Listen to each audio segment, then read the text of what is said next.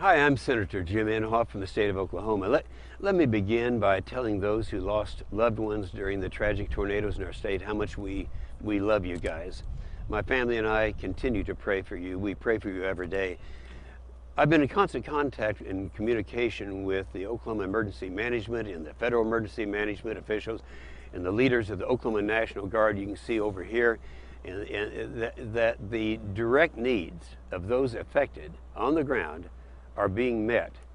Oklahoma has been hit hard, but we're not knocked out. 14 years ago, on May the 3rd, 1999, an eerily similar tornado struck the same area of Moore, Oklahoma, and again in 2003. The images and the stories from the storm earlier this week are nothing new. Oklahoma will persevere and overcome this tragedy as we have demonstrated in the past. After the Oklahoma City bombing, we all remember that, in 1995, people saw the many ways Oklahomans took care of each other, from running toward the bombing instead of running away, to donating their blood and their time and their money. This daily display of neighbors helping neighbors became known as the Oklahoma Standard. After each disaster the people of Oklahoma face, the standard is exhibited again and again. In the aftermath of the Moore tornado, we are witnesses once again to the Oklahoma Standard.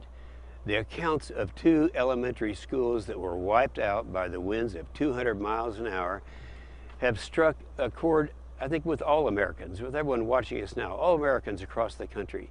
It was the last day of school for most of the students. You know how excited they get when the storm tore through the town of Moore, leaving little in its path. We're beginning to hear about the selfless acts Oklahomans demonstrated to ensure the safety and protection of their fellow neighbors and their friends and their students. Second grade teacher Tammy Glasgow kept praying with her students and reminding them how much she loved them.